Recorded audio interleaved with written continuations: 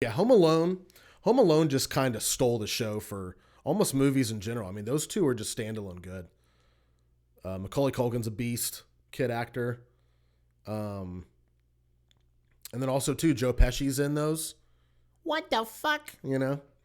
Uh, and then I forget the other guy's name. He was in City Slickers, but he was like the other wet bandit to Joe Pesci. I forget his name, but he's a good actor too.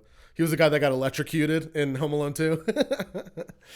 And yeah, Home Alone 2 was almost like it was almost like a horror movie almost. Like Home Alone 1, like the pranks were a little more childish, I feel like. And Home Alone 2 just oh sorry. I blew right into the mic. um Home Alone 2 has like a almost like a Saw, like an early Saw movie, you know? Ooh, it's weird, dude. Like if you really look at it for what it is, just like we were talking about with Airbud a couple episodes ago, if you really dive into it as like a standalone storyline, it's really goofy, you know? It's really weird. But yeah, I mean like Home Alone 2 could totally be a horror movie. It's so scary.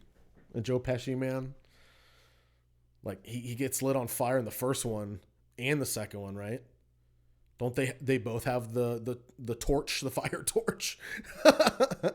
um and then yeah, so Home Alone 2 had the aunt's house that he set up. The first one had his house, and that's maybe why it was a little more brutal, kind of the setup of the second one, where he had like all of this weird like renovation stuff to mess with instead of just like house stuff, you know? Because like the first one, he like I'd say one of the crazier things he did in Home Alone 1 was like the paint, you know, with throwing the paint down the stairs, or no, having it tied on a string. That's what it was. He had it on a string. Nasty stuff.